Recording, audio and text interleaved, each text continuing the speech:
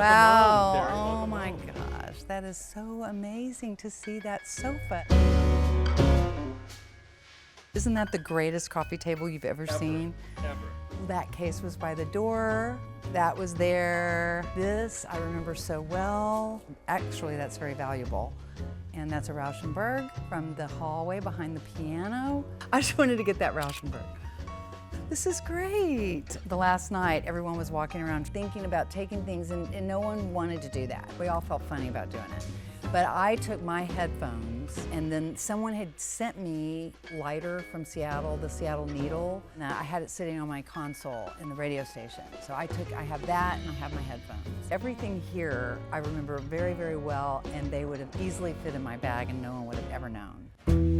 Frasier was so aware of how he was decorating. He was very picky and elegant. He wanted things to look right, and he wanted to be able to say this is the Coco Chanel couch. You know, I think these set pieces are even more important because they were so important to him. They're Frasier's objects, his objet. Roz did have a one-night stand with Frasier Crane. Not on this sofa.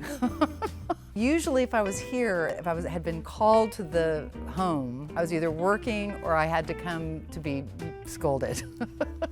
These long, beautiful scenes where people were coming into the front door, crossing into the middle of the room, maybe sitting down for a second, crossing over to the bar to make a drink, going over to talk to Martin in the chair. Daphne's room was by that painting with the piano, and you know, you'd walk up the steps, and then you had Seattle in the background. I mean, it's a beautiful, beautiful set.